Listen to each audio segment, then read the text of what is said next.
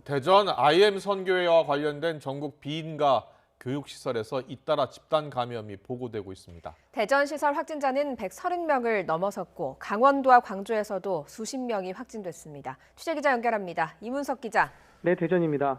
비인가 교육시설인 이 대전 IM 국제학교 확진자 소식부터 정리해 주시죠. 네, 서울에 있던 한 명이 더 양성 판정을 받아서 누적 확진자가 133명으로 늘었습니다. 처음엔 학생으로 알려졌지만 시설에서 일한 직원으로 확인됐습니다. 대전시는 출퇴근한 직원들의 가족과 지인 등을 진단검사하고 있는데 아직 접촉자 가운데 확진자는 보고되지 않고 있습니다. 한 방에 최대 20명이 밀집해 생활하고 식당에 칸막이를 설치하지 않는 등 시설 내 방역에 큰 구멍이 뚫렸던 것으로 조사됐습니다. 대전시는 해당 시설의 방역수칙 위반 등 법적 위반 사항을 조사해 선교회 대표를 고발 조치하기로 했습니다. 대전경찰청 역시 해당 시설의 방역 위반 행위를 직접 수사하겠다고 발표했습니다. 이런 가운데 방역당국은 지역사회 감염을 우려하고 있습니다. 생활교육시설이 4개 건물에 분산돼 외부 출입 가능성이 크고 편의점이나 미용실에 들렀다는 확진자들도 확인됐습니다. 외부인 가운데 접촉자가 있는지 확인하기 위해 건물 안팎 CCTV 화면을 분석 중입니다. 해당 시설을 방문한 적이 있거나 인근에 사는 주민들에겐 진단검사가 권유됐습니다.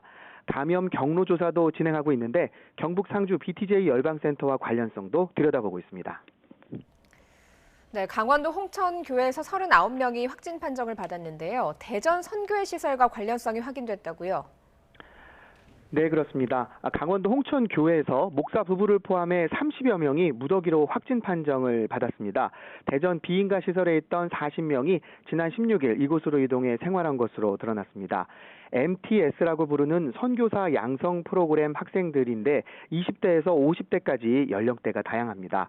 이들이 강원도 홍천으로 간 이유도 조사하고 있습니다. 시설 측에서는 신입생들이 들어와 공간이 부족해져 친분이 있던 목사 교회로 옮겼다고 설명한 것으로 전해졌습니다.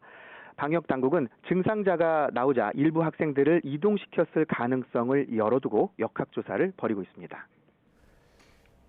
이 해당 선교회가 운영하는 다른 지역 비인가 교육시설에서도 추가 확진자가 계속 나오고 있는데요. 광주 지역에서 관련 확진자가 30명을 넘었다고요? 네, 그렇습니다. 확진자가 운영하는 보육시설에서도 감염자가 확인되면서 관련 확진자가 31명으로 늘었습니다. 원아와 교사 6명이 양성 판정을 받았습니다.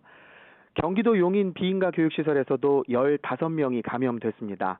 이달 초부터 확진자가 보고됐는데 당시엔 이번 집단 감염과 연관성이 드러나지 않은 상태였습니다.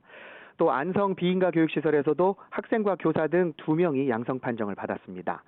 IM 선교회가 운영하는 교육시설은 전국에 20여 곳입니다. 다른 지자체들 역시 해당 선교회 관련 교육시설 이용자들에 대해 대대적인 검사를 벌이고 있어서 관련 확진자는 계속해서 늘어날 것으로 보입니다. 사태가 심각해지자 IM 선교회 측은 홈페이지에 대표 이름으로 고개 숙여 사과드린다는 내용의 글을 올렸습니다. 감기일 수 있다는 생각에 초기 대응을 빠르게 하지 못했다며 모든 관련 기관에 정부 방침을 따라달라고 부탁했습니다.